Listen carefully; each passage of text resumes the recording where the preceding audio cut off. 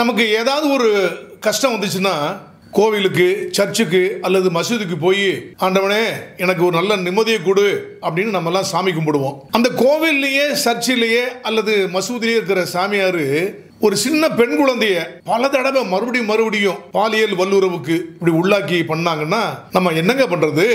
எந்த கடவுள்கிட்ட போய் முறையிடுறது? உச்ச நீதிமன்றமே இப்படிப்பட்ட ஒரு பெரிய ஒரு குற்றத்தை செஞ்ச அந்த நபரை ஓகே நாங்க பெயில விடுறோம் அப்படின்னு போயிட்டோம்னா இது நம்ம யார்கிட்ட போய் சொல்லிங்க முறையிடுறது? இது எங்க நடந்தது? என்னதான் நடந்தது? வாங்க பார்க்கலாம். கேரளாவில் எர்ணாகுளம் மாவட்டத்தில் புத்தன் வெளிக்கரா அப்படின்னு ஒரு போலீஸ் ஸ்டேஷன் இருக்கு. அந்த போலீஸ் ஸ்டேஷன் லிமிட்ல ஒரு ஊர்ல ரோமன் கத்தோலிக்க சர்ச் இருக்குங்க. அந்த ரோமன் கத்தோலிக்க சர்ச்சில் ரெவரண்ட் ஃபாதர் எட்வின் பிகாரஸ் அப்படிங்கிறவர் தான் ஃபாதரா இருக்கார். அந்த ஊர்ல ஒரு 14 வயசான 8வது படிக்கின்ற ஒரு சிறிய பெண்ணு அவங்க அம்மா கூட அடிக்கடி வந்து சர்ச்சுக்கு ப்ரே பண்ண வருவாங்க. இப்படி 28/3/2015 அன்னைக்கு ஒரு நாள் அந்த அம்மாவும் அவங்களுடைய 14 வயசு நிரம்பிய அந்த பெண் குழந்தையும் அந்த சர்ச்சில் வந்து ப்ரே பண்ணிட்டு இருக்காங்க. அம்மா வந்து கண்ணை மூடி உருகி என் பொண்ணு நல்லா இருக்கணும், நல்லா படிச்சு பெரிய ஆளா வரணும், என் குடும்பம் நல்லா இருக்கணும் அப்படின்னு கண்ணை மூடி அவங்கள மெய்மறந்து அந்த கடவுளை பிரார்த்தனை பண்ணிட்டு இருக்காங்க. முடிஞ்சிட்டு கண்ணை திறந்து பார்த்தோம்னா அவங்க பொண்ணை காணோம். என்னது நம்ம கூட தானே உட்காந்து ப்ரே பண்ணிக்கிட்டு இருந்தா இந்த சர்ச்சில் எங்கேயுமே காணணும்னு தேடி பார்க்குறாங்க, காணோம். வெளியே வந்து எங்க என் மகளை பார்த்தீங்களா அப்படின்னா அந்த சர்ச்சை ஒட்டின மாதிரி பக்கத்தில் ஒரு பில்டிங், அதில் மாடியில் வந்து அந்த ஃபாதர் இருக்கார் இல்லையா எட்வின் பிகாரஸ், அவருடைய மாடியில் அவருடைய பெட்ரூம் இருக்கு. மாடிப்படியில் ஏறி உங்க பொண்ணு போனதை நான் பார்த்தனே அப்படின்னு ஒருத்தர் சொல்றாங்க. இந்த அம்மா பதறி போய் மாடியில் ஏறி போய் கதவை தட்டுறாங்க. கதவை உள்புறமா லாக் பண்ணிருக்கு. கொஞ்ச நேரம் கழிச்சு கதவை திறக்கிறாரு ஃபாதர். பார்த்தனா இவருடைய பொண்ணு அங்க இருக்குது. என்னங்க, என்ன ஃபாதர், என்ன நடந்துச்சு? இல்ல சில சந்தேகம் கேட்க வந்தாங்க உங்க பொண்ணு, அதான் சந்தேகம் சொல்லி கொடுத்துட்டு இருந்தேன் அப்படிங்கிற மாதிரி அந்த ஃபாதர் உளறாரு. இந்த அம்மாவுக்கு ஒரு மாதிரி இருக்கு. சரின்னு பொண்ணை கூப்பிட்டு கீழே வர்றாங்க. பொண்ணுடைய முகமே சரியில்லையே, ஏதோ நடந்திருக்குதே அப்படின்னு வீட்டில் வந்து துருவி என்ன நடந்தது சொல்லு, நீ சரியில்லை அப்படின்னு சொல்லிட்டு அந்த மகள்கிட்ட விசாரிச்ச உடனே அந்த சின்ன பெண் 8வது படிக்கின்ற 14 வயசு நிரம்பி அந்த சின்ன பொண்ணு 2014 இருந்து இந்த 15 வரைக்கும் சர்ச்சில் இருக்கிற ஃபாதர் எட்வின் பிகாரஸ் பல்வேறு முறை என்ற பாலியல் ரீதியான உடலுறவு வைத்துக் கொண்டார். நான் வெளியே சொல்ல முடியல, நீங்க ரொம்ப கேட்டதுனால சொல்றேம்மா அப்படின்னு அழுதுகிட்டே அம்மாட்ட எல்லாம் உண்மையை சொல்லிட்டாங்க. அந்த அம்மாவுக்கு ரொம்ப கோபம். ரோமன் கத்தோலிக்க சர்ச்சில் ரெவரண்ட் ஃபாதராக இருக்கக்கூடிய அந்த எட்வின் பிகாரஸ் கடவுளுக்கு இணையா போற்றப்படுகிற அப்படிப்பட்ட ஒரு ஃபாதர் இப்படிப்பட்ட அயோக்கியத்தனத்தை செஞ்சிட்டாரே அப்படின்னு மேற்கொண்டு அந்த சர்ச்சுக்கு மேலே யார் முக்கியமான அலுவலர்கள் இருப்பாங்க இல்லையா, அவங்க அந்த டயோசிஷன் அங்கெல்லாம் போய் கம்ப்ளைண்ட் பண்ணுறாங்க. அவர் மேலே ஆக்ஷன் எடுங்கன்னு சொல்லி ஒருத்தரும் ஒரு ஆக்ஷன் எடுக்க மாதிரி தெரியல.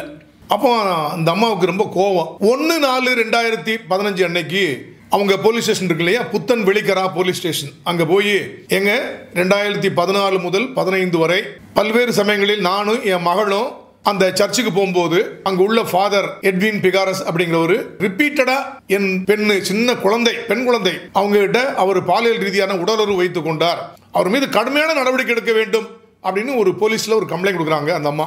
அந்த புத்தன் வெளிக்கரா போலீஸ் ஸ்டேஷன்ல உடனே ஃபாதர் எட்வின் பிகாரஸ், அவருடைய சகோதரர் ஒருத்தர், இன்னொரு நபர், ஒரு மெடிக்கல் ஆபிசர், இந்த 4 பேர் மேல ஒரு முதல் தகவல் அறிக்கை பதிவு செய்கிறாங்க. இப்போ 2023 இருந்து தான் பாரதிய நியாய சங்கீதானம் வந்திருக்கு. அப்போ 2014-15 இந்திய தண்டனை சட்டம் தான் ஐபிசி. அந்த ஐபிசியில் சட்டப்பிரிவுகள் 376 உட்பிரிவு 2ல் ஐ மற்றும் என் ஆகிய பிரிவுகளில் ஐ அப்படின்னா 16 வயசு முடியாத ஒரு பெண்ணிடம் ஒருத்தர் உறவு வைத்துக் கொள்ளுதல், என் அப்படின்னா ரிப்பீட்டடா திரும்ப அதே பெண்ணிடம் உறவு வைத்துக் கொள்ளுதல், குழந்தையிடம் அப்படின்னு அர்த்தம். அதே மாதிரி இந்த பாக்ஸோ ஆக்ட் சொல்லுவாங்க இல்லையா, பாலியல் குற்றங்களில் இருந்து குழந்தைகளை பாதுகாக்கும் சட்டம் 2012, அதுல சட்டப்பிரிவுகள் 4, 6, 10, 11, 12 மற்றும் 21 ஆகிய சட்டப்பிரிவுகளில் இந்த 4 நபர்கள் அதில் அக்யூஸ் நம்பர் 1 வந்து ரெவரண்ட் ஃபாதர் எட்வின் பிகாரஸ் எஃப்ஐஆர் போட்டாங்க. போலீஸ்ல இன்ஸ்பெக்டர் எல்லாம் விசாரிக்கிறாரு, ஏகப்பட்ட தடயங்கள் எல்லாம் சேகரிக்கிறாரு. கடைசியில் அங்க எர்ணாகுளத்தில் உள்ள அடிஷனல் செஷன்ஸ் ஜட்ஜ் அந்த கோர்ட்ல, அது ஒரு ஸ்பெஷல் கோர்ட், அது மாதிரி பெண்களுக்கு எதிரான குற்றங்களை விசாரிக்கிறது மற்றும் SC/ST அட்ராசிட்டி வர குற்றங்களை விசாரிக்கக்கூடிய ஒரு ஸ்பெஷல் கோர்ட் அது. அந்த அடிஷனல் செஷன் ஜட்ஜ் கோர்ட்ல இந்த குற்றப்பத்திரிகை ஃபைனல் ரிப்போர்ட் தாக்கல் பண்றாங்க. அந்த நீதிமன்றம் 40 சாட்சிகளை விசாரித்தது, 88 ஆவணங்களை அதில் அட்மிட் பண்ணி சரி பண்ணாங்க இந்த ப்ராசிக்யூஷன் தரப்புல. அதே மாதிரி மெட்டீரியல் ஆப்ஜெக்ட் நிறைய பொருட்களை சீஸ் பண்ணிருப்பாங்கல்ல, அப்படி ஒரு 12 MOs மெட்டீரியல் ஆப்ஜெக்ட்டை சீஸ் பண்ணி கோர்ட்ல பண்ணாங்க. விசாரணை ரொம்ப மூலமா நடந்துட்டு இருந்தது. மெடிக்கல் எக்ஸாமினேஷன்ல இந்த பொண்ணை வந்து, இந்த சின்ன குழந்தைய ஒரு மருத்துவ பரிசோதனைக்கு உட்படுத்தும் போது இந்த பெண் பலமுறை பாலியல் உடலுறவுக்கு உட்படுத்தப்பட்டிருக்கின்றார் அப்படின்னு மெடிக்கல் எவிடன்ஸ்ல கிளீனா ப்ரூவ் ஆயிருச்சு. அப்ப நீங்க குற்றவாளி என்ன சொல்றீங்க? இந்த குற்றம் வந்து beyond all reasonable doubt prove பண்ணப்பட்டிருக்கிறது. ஃபாதர் எட்வின் பிரகாரஸ் நீங்க குற்றவாளி, நீங்க என்ன சொல்றீங்க அப்படின்னு அடிஷனல் செஷன்ஸ் ஜட்ஜ் கோர்ட்ல கேட்ட உடனே அந்த ஃபாதர் என்ன சொல்றாரு, ஏங்க அந்த பொண்ணுக்கு 14 வயசு நீங்க சொல்றீங்க, ஆனா கன்சென்ட்டோட தான் நாங்கள் பண்ணோம். நாங்கள் அந்த பெண்ணு வந்து ஆக்சுவலி என்னை லவ் பண்ணாங்க, நான் அதெல்லாம் நான் ஃபாதருங்க, நான் லவ் பண்ண மாட்டேன் அப்படின்னு சொன்னேன், அதனால் பொய்யா கம்ப்ளைண்ட் கொடுத்துருக்காங்க. சரிங்க, அப்படியே வந்து நாங்கள் 2 பேரும் உறவு வைத்துக்குள்ள சொல்லுவோங்க, பரஸ்பர சம்மதத்தில் நாங்கள் உறவு வச்சுக்கிட்டோம், அப்படி எப்படிங்க குற்றம் வரும், என்னை விடுதலை பண்ணணும் அப்படின்னு இந்த ரெவரண்ட் ஃபாதர் எட்வின் பிகாரஸ் அப்படின்னு சொன்னார். ரிப்பீட்டடா ஒரு குழந்தையிடம் உறவு வைத்திருக்கின்றார். வெக்கம் இல்லாம அப்படி அவர் ஆர்குமெண்ட் வைக்கிறார். நீதிமன்றம் என்ன சொன்னாங்க, எங்க கற்பழிப்புன்னு சொல்லக்கூடிய செக்ஷன் 376 ஐபிசிலையும் சரி அல்லது பாக்ஸோ ஆக்ட்ல 18 வயது நிரம்பாத ஒரு பெண் குழந்தை பாலியல் உடலுறவுக்காக வேண்டி சம்மதம் கொடுத்தால் கூட சம்மதமே அல்ல, சட்டப்படி அந்த சம்மதம் செல்லுபடி ஆகாது. இது it amounts to statutory rape, நீங்க குற்றவாளி அப்படின்னு சொல்லிட்டு அவர் அந்த ஃபாதருடைய வாதத்தை நிராகரித்து விட்டு இந்த ஃபாதர் எட்வின் பிகாரஸ் இருக்கார் இல்லையா, அவருக்கு ஆயுள் சிறை தண்டனை விதிக்கிறேன்.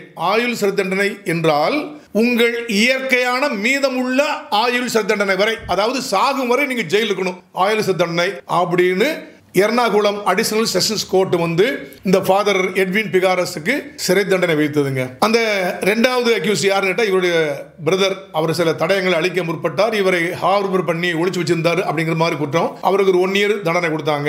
அந்த 4வது அக்யூஸ் யாருன்னா ஒரு டாக்டர். இந்த சின்ன பெண்மணி இப்படி ரிப்பீட்டடா பாலியல் ரீதியான உறவுக்கு உட்படுத்தப்பட்டதால் அவங்க அம்மா ஆஸ்பத்திரியில போய் செக்அப் பண்றதுக்கு இன்னொரு ஆஸ்பத்திரி கூட்டு போனாங்க. அங்க போய் எல்லா உண்மையும் சொன்னாங்க. அம்மா செக் பண்ணிட்டு ஆமா சொல்லி மருந்தெல்லாம் கொடுத்தாங்க. ஆனால் இந்த பெண் பாலியல் ரீதியாக தாக்கப்பட்டிருக்கிறாள் ஒரு ஃபாதர்னால அப்படிங்கிற அந்த தகவலை டாக்டர் வந்து போய் சொல்லல. அதனால அவரும் குற்றவாளி, ஆனா தண்டனை 1 year. ஆனா முதல் குற்றவாளி அட்மானிஷ் பண்ணி மன்னிச்சு விடுதலை பண்ணிடுவோம் அவங்க பண்ணிட்டாங்க. இப்போ அந்த A1 என்று சொல்லப்பட்ட இந்த எட்வின் பிகாரஸ் இப்ப ஜெயிலுக்கு போயிட்டாரு. ஆயுள் சிறை தண்டனை, அவர் ஆயுள் உள்ளவரையான ஆயுள் சிறை தண்டனை அப்படின்னு சொல்லி உடனே அரெஸ்ட் பண்ணி உள்ள போட்டாங்க. ஃபாதர் சொன்னார், நான் குற்றவாளி அல்ல, இது சமூகத்தில் நடைபெற்ற ஒரு விஷயம் அப்படின்னு கேரளாவுடைய உயர்நீதிமன்றத்தில் அப்பீல் பண்ணார், மேல்முறையீடு செய்தார். கேரளா உயர்நீதிமன்றத்தினுடைய நீதியரசர்கள் சுரேஷ்குமார் மற்றும் ஜான்சன் ஜான் என்ற 2 நீதியரசர்கள் 7/2/2024 அன்னைக்கு அவங்க என்ன பண்ணாங்கன்னா, பாலியல் வல்லுறவு அப்படிங்கிறது மிக மோசமான குற்றங்க. இது வந்து ரேப் அப்படிங்கிறது ஒரு பிசிக்கல்லா ஒரு அஃபென்ஸ் இல்ல, சைக்கலாஜிக்கல் அஃபென்ஸ்ங்க. அவங்க மனரீதியாக வாழ்நாள் முழுவதும் கஷ்டப்படுவாங்க, ஒரு ஸ்டிக்மா அட்டாச் இருக்கும். ஒரு மோசமான ஒரு குற்றம் தான், மேக்ஸிமம் தண்டனை கொடுக்கணும், உண்மைதான்.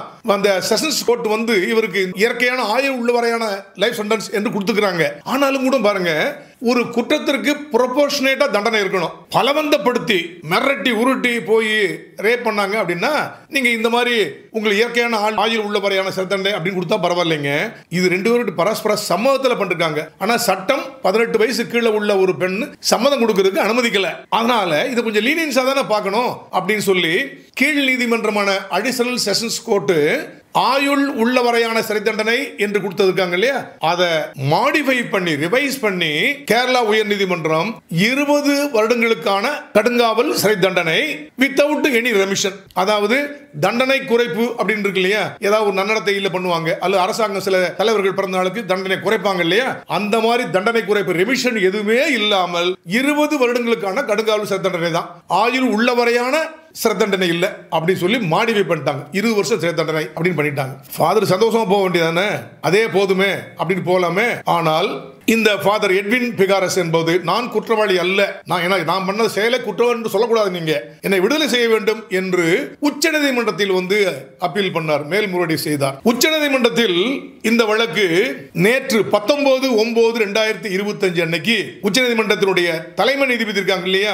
CJI BR கவாய், அதாவது பூஜன் ராமகிருஷ்ண கவாய் மற்றும் வினோத் சந்திரன் அப்படின்னு 2 நீதியரசர்கள் முன்னிலையில் நேற்று விசாரணைக்கு வந்தது 19/9/2025 2025 அன்னைக்கு. இந்த வினோத் சந்திரன் என்ற நீதியரசர் வந்து ஏற்கனவே கேரளா உயர்நீதிமன்றத்தில் அவர் வந்து ஒரு நீதியரசராக பணியாற்றி ப்ரமோஷன்ல பீகார் உயர்நீதிமன்ற நீதிபதியாக போய் அப்புறம் சுப்ரீம் கோர்ட்ல வந்திருக்காங்க அவங்க. இந்த ரெண்டு சிஜிஐ மற்றும் வினோத் சந்திரன் இவருடைய பெஞ்சில் இந்த கேஸ் நேற்று வந்தது. பெரிய பெரிய வக்கீல்லாம் லட்சக்கணக்கில் கோடிக்கணக்கில் பணத்தை கொடுத்து வாதாட வச்சிருந்தாங்க, வந்திருந்தாங்க அவங்க. உச்சநீதிமன்றத்தினுடைய நீதியரசர்கள் இந்த ரெண்டு பேரும் என்ன சொன்னாங்க அப்படின்னா, பாலியல் வல்லுறவுக்கு என்ன பனிஷ்மெண்ட், 10 வருடங்களுக்கு குறைவில்லாத ஆயுள் உள்ளவரையான ஆயுள் சிறை தண்டனை அப்படின்னு சொல்லிருக்கு. கேரளா உயர்நீதிமன்றம் என்ன சொல்லுச்சு, அந்த ஆயுள் உள்ளவரையான ஒரு ஆயுள் சிறை தண்டனை அப்படிங்கறத 20 வருஷம் போதும் தண்டனை கொடுத்துட்டாங்க. நாங்க என்ன பண்றோம், மேக்ஸிமம் உயர்நீதிமன்றம் கொடுத்தது 20 வருடங்கள். ஆனா 10 வருஷம் இப்ப ஜெயில இருந்துட்டாருங்க. அதாவது 10 வருடங்களுக்கு குறைவில்லாத தண்டனை தான். மினிமம் சென்டென்ஸ் எவ்வளவு, 10 வருஷம். அந்த 10 வருஷம் இவ்வளவு நாள் ஜெயில இருந்துட்டாருங்க. பாவங்க ஃபாதர் அவரு கன்சென்ட் அப்படி வேற சொல்றாங்க. இந்த கேஸை நாங்க முழுவதும் நல்லா விசாரிக்க விரும்புறோம். ஆனால 10 வருஷம் பாதி சிறை தண்டனை தாண்டிட்டார்ல, அவரை உடனடியாக நாங்கள் சென்டென்ஸை சஸ்பெண்ட் பண்றோம், இந்த தண்டனையை நிறுத்தி வைக்கின்றோம், அவரை உடனே பெயில் விடுங்க அப்படின்னு நேத்து தடாலடியா ஒரு மிகப்பெரிய ஒரு உத்தரவு போட்டாங்க. இந்த கேஸை மறுபடியும் நாங்க விசாரணைக்கு எடுத்து அவர் குற்றவாளியா இல்லையா, தண்டனை எப்படி என்ன முடிவு செய்யும் வரை அவருக்கு பெயில் அப்படின்னு உச்சநீதிமன்றம் தடாலடியா நேத்து இந்த ரெவரண்ட் ஃபாதர் எட்வின் பிகாரஸை நேத்து ஜாமீனில் விட்டு விட்டார்கள். இது ஒரு மோசமான முன்னுதாரணமாக தெரிகிறது. என்னங்க இப்படி விடலாமா, அவர் பெயில் வந்துட்டாரியா, இன்னும் போய் சர்ச்சில் போய் உட்கார்ந்து மறுபடியும் ஒரு ஃபாதரா உட்கார்ந்து அப்படி உட்கார்ந்து இருந்தாருன்னா பெண்களும் பெண் குழந்தைகளும் அந்த ஃபாதருக்குடைய அந்த சர்ச்சுக்கு போய் ஏதாவது ப்ரே பண்ண முடியுமா? இது என்னங்க நியாயம் இது? அதாவது பெண்கள் அல்லது பெண் குழந்தைகளுக்கு எதிரான ஒரு குற்றம் புரியப்பட்டனா கடுமையான நடவடிக்கை எடுக்க வேணும். பெயிலையே விடக்கூடாது, அவங்களுக்கு தண்டனை குறைப்பே கொடுக்க கூடாதுன்னு உயர் நீதிமன்றம் உச்ச நீதிமன்றம் தான் பல்வேறு வழக்குகளை சொல்லிருக்கு. அவங்க எலெக்ஷன்லயே நிக்க கூடாதுங்க. இப்படி ஒரு பெண் குழந்தைக்கு எதிராக ஒரு குற்றம் பண்ணியிருந்தாங்கன்னா, பெண்களுக்கு எதிராக பண்ணியிருந்தாங்கன்னா எலெக்ஷன் கூட நிக்க கூடாது, அவங்களை வந்து தகுதி நீக்கம் செய்யப்படணும், அதுக்கு தனியா ஒரு அமெண்ட்மெண்ட் எல்லாம் கொண்டு வரணும் அப்படின்னு பெண்கள் அமைப்பும் மற்றவங்கெல்லாம் போராட்டி இருக்காங்க. இப்படிப்பட்ட சூழ்நிலையில் அவர் பாதி சென்டென்ஸ் 20 வருஷம் ஹைகோர்ட் கொடுத்துருக்கு, 10 வருஷம் இருட்டார்ல, பரவாயில்லைங்க, அதனால நாங்க அவங்க பெயில் விடுறோம், சென்டென்ஸை சஸ்பெண்ட் பண்றோம் அப்படின்னு இந்த ஃபாதருக்கு உச்சநீதிமன்றம் இப்போ ஒரு உத்தரவு கொடுத்திருக்காங்க. அப்படின்னா நீதியரசர் பெருமக்களே, இந்த ரேப் கேஸ்ல நீங்க இந்த ஃபாதரை வெளியே விட்டீங்களே, இந்த ஜட்ஜ்மெண்ட் ரேப் கேஸ்ல ஏற்கனவே உள்ள ஜெயில இருக்காங்க பாருங்க, அவங்களுக்கு எல்லாத்துக்கும் பொருந்துமா? அல்லது இந்த ஃபாதர் என்ன ரொம்ப புனிதமானவரா, அவர் பண்ண ரேப் மட்டும் புனிதமானதா, இவருக்கு மட்டும் ஒரு தனி சலுகையா அப்படின்னு பப்ளிக் கேள்வி கேட்பாங்கல்ல. எப்படி நீங்க இந்த ஃபாதரை விடலாம்? உண்மையில் சாதாரண ஒரு குடிமகன் இப்படிப்பட்ட ஒரு ரேப்ல சம்பந்தப்பட்டிருந்தான்னா அவனுக்கு கரிசனம் காட்டினா கூட பரவாயில்ல. ஏழை, அவன் பொண்டாட்டி பிள்ளைங்களாம் நடுத்தல் இருக்கிறாங்க, இவன் போலேன்னா பாவம் அவங்க செத்து போடுவாங்க, அப்படி விட்டா கூட ஒரு அர்த்தம் இருக்குங்க. ஒரு ஃபாதர் அவர் மேல எவ்வளவு பெரிய நம்பிக்கை வச்சு எல்லாரும் சர்ச்சுக்கு போறாங்க, அவரே ரேப் பண்ணுவாராம், அதுல போய் பச்சாதாபம் பரிதாபம் காட்டி எப்படிங்க பெயில் விட முடியும்? இது ஒத்துக்கிற மாதிரியே தெரியலங்க. இனிமேல் நம்ம ப்ரே பண்ணணும் கோயிலுக்கு அல்லது ஒரு சர்ச்சுக்கு அல்லது ஒரு மசூதிக்கு பெண்கள் எப்படிங்க போவாங்க? நம்பித்தான் போக முடியுமா? யாரைத்தான் நம்புவதோ பேதை நெஞ்சம். இனிமேல் இந்த சாமியாரை நம்பி புண்ணியம் இல்லைங்க, கடவுளை மட்டும் நம்ம நம்புவோம். இந்த வழக்கில் மேற்கொண்டு என்ன நடக்க போகுது அப்படின்னு பொறுத்திருந்து பார்ப்போம்.